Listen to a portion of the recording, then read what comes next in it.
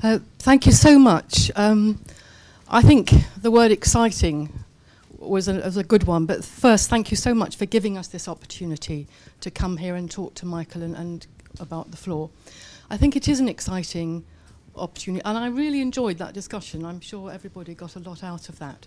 I represent a coalition of UK-based INGOs mainly, many of whom their representatives are here in the room. And we've been working for 11 years. Our vision originally was to end the outrage of child poverty. But in the middle of the 2000s, for various reasons, we focused entirely on social protection. One reason was that in 2005 we commissioned a report. All our agencies worked all over the world and got a total of 4,000 children to write their dreams for 2015. And we were deeply shocked that really top of the list, the children dreamed of having a family that could get together because its members weren't separated and spending 24 hours a day just getting little bits of money together for existence. So one of the recommendations of that report back in 2005 was that children living in extreme poverty should be targeted with direct measures in addition to sectoral expenditure such as health and education and indirect measures. And at the same time, as Michael said, Peter Townsend was a person speaking about child benefit internationally. We were child-focused agencies, but we work significantly with HelpAge International, who, as we've heard, have focused on pensions. And we found that a group of NGOs focusing on the life cycle could come together. And we decided in 2006 to focus on a campaign on social security. And we drew up our first objective then in 2006, was to campaign for the realisation of the universal right of everyone as members of society to the right to social security through national effort and international cooperation. And just for a moment, to frustrate Rachel and possibly sound naive, the other thing that came to our minds so strongly then, many of us were from rights-based children's organisations, that knew our convention, we thought, back to front. But we thought, why haven't we been concentrating on the two articles that talk about a child's right to social security and an adequate standard of living? And we realised with horror it was because we'd accepted the general consensus, the economic prevailing consensus during the 90s and the 2000s, that it couldn't be afforded in developing countries. Now, I know that's still a big question, but I thought Michael's answer.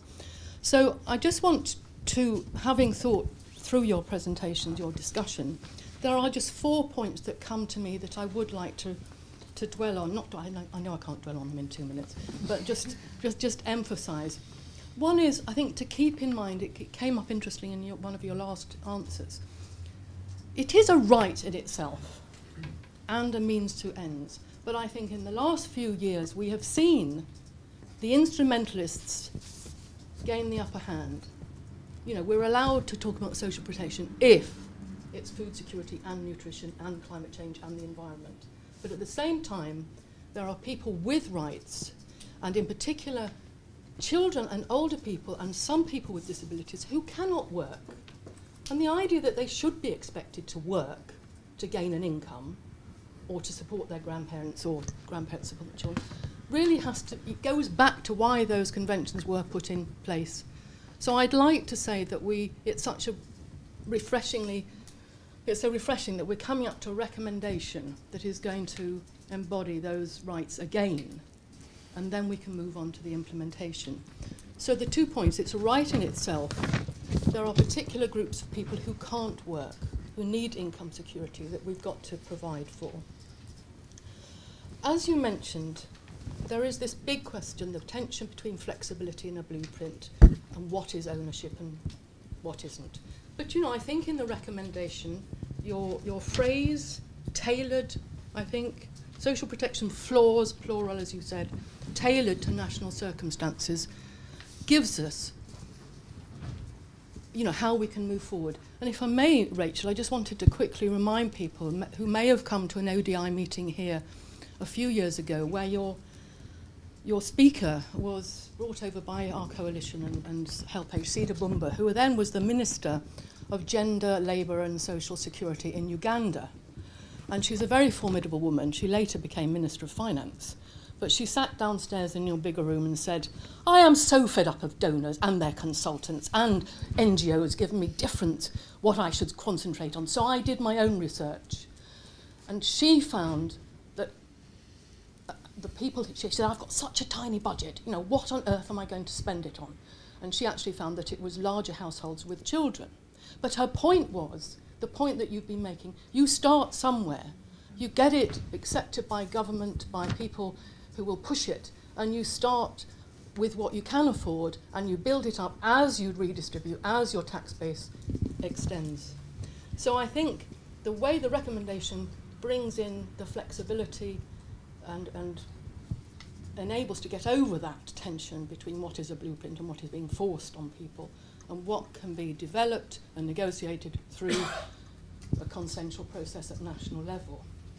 And my fourth point, quite obviously, is how do we keep civil society engaged in this? This has been our coalition's perhaps prime objective in the last 10 years. Well, I'm sorry, since 2006. We've worked particularly in Africa to support local civil society, understand the issues. You know, we are all here struggling with these concepts. We've brought them together, and we went through the whole process of what was known as Livingston 2 Windhoek, which became the other SPF, the Social Protection Floor. The AU ratified that. All governments in Africa ratified that early 2009. And civil society was really fully engaged in that process. And I think our challenge now, as you've both said, is how do we maintain that civil society engagement at national level? How do we support them? How do we bring them together so that they don't make it just, or we don't, which, you know, we fall into this, it becomes a shopping list. And we all fight whether it's gender first or old people first or children first or disabled first or it's Labour first, or, you know, we have to avoid this. And again, it's getting a consensus on the starting point, the minimum package. And I still believe that that's the way forward. And I'm very grateful for the opportunity.